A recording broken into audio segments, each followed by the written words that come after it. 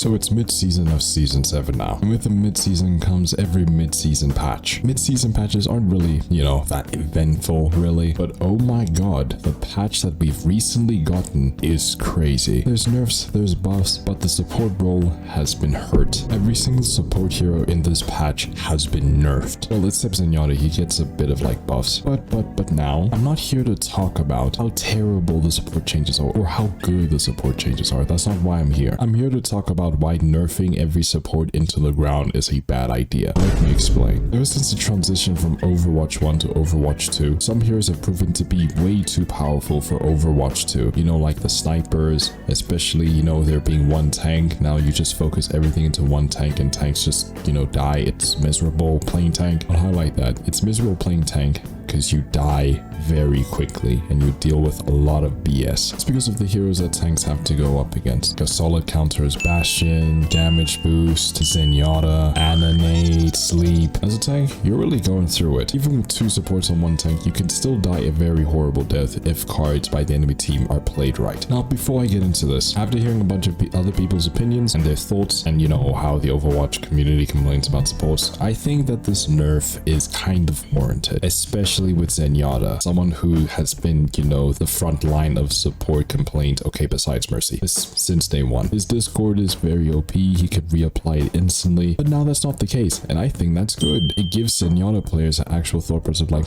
when should I Discord, and if I Discord, will they be able to be in my line of sight for like a maximum amount of time? It gives incentive for Zenyatta players to consider Discord more carefully, and also gives playing into the corners more better of a feel so that you can get out of like Zenyatta line of sight. Even in Life Weaver 1, and as much as I enjoy playing him, he was simply too effective. His healing aspect, rather, was too effective, especially the constant life grip. So I think the nerfs that he got are also warranted. Nerfing supports would decide team fights much quicker. And I don't think anyone likes that because that means if, one of your supports or damages makes one simple mistake that could break down the team. Not only that, I think a super duper obvious one is the fact that tanks will die much faster and much more instantaneously. Compared to the other roles, I've barely played tank, but I wouldn't lie to when I said a lot of the games that I've played, it felt like I couldn't do anything as a tank. There were a lot of times where I'd be in a match, my team would be getting harassed by whatever, and I can't like counter it because I looked through like the hero roster for tanks and trying to figure out, okay, how do I help my team so then we stop getting railed? But I realized like I can't do anything because the current heroes here can't really deal with, the situation we're going on. And as much as you are a tank, you don't really tank a lot. If you make the wrong moves as a tank, you could easily die very quickly. Say a perfect example of this is like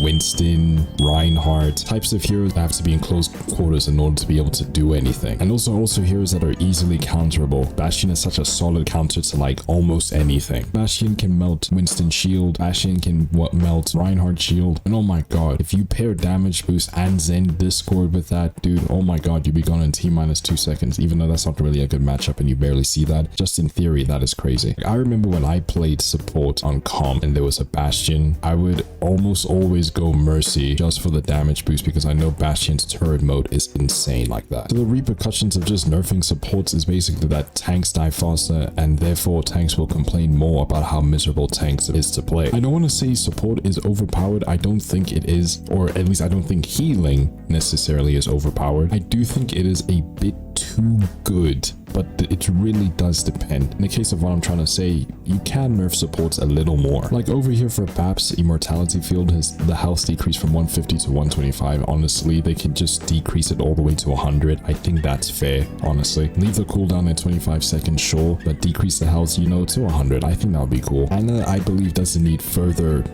nerfs. I want to say she's the most balanced support in terms of, everything in her utility. I haven't played with this decrease though from 10 to 12 seconds, but it is huge, however. And while it's like, okay, cool, if the Overwatch community wants supports like nerfed into the ground, then sure, fine. I can think of an easy solution to just counter the tank problem. Give more perks to the tank passive. Currently, the tank passive reduces knockbacks received, less ultimate generated by healing and damage received, increases base health in role queue game modes as well. Now, you already have a bunch of these. Just increase some of the stats of it, really, so then tanks can, properly tank. Now, obviously, tanks are dying a lot, but the possibility possibility of upping the stats and making it so that tank can't die is also very possible. And therefore we're gonna have a cycle of like, hey, this role is overpowered because they can't die. Just like how people are saying it with support. If the devs go in that direction of nerfing supports, they need to buff the role passive for tank in order for tanks to be able to actually survive. Because let's be honest, you can get 2 pockets as a tank and still die. Well, die in the hands of the counters for that tank. Like I say counters, but all I think is Bastion. He's such a solid counter to like everything. But anyways, that's pretty much the repercussions of, you know, nerfing supports. It will make the tank role a lot more miserable, make team fights a lot more quicker, which people are not gonna like, because then that means that if one team makes like a silly willy mistake and then, you know, one of the supports or damage or tank dies, then that, boom, that's the team fight. The case where they're nerfed to the ground, that even means that supports, you know, one support dying just determines the match outright, or not the match but the team fight rather than not match. So it's like, okay, cool, you could do more experimentation with the nerfs for, you know, supports. Sure, fine. If the Overwatch community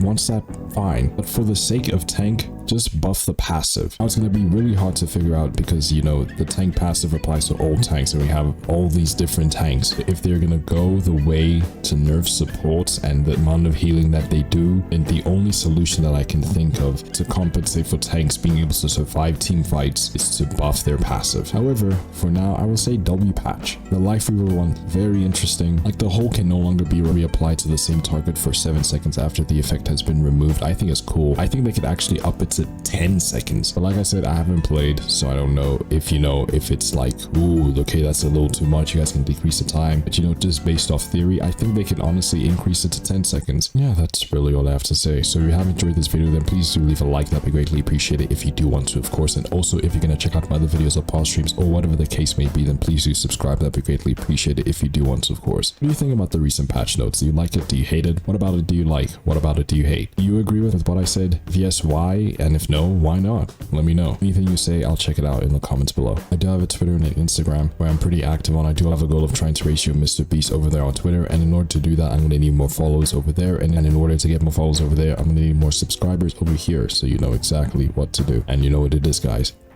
Peace.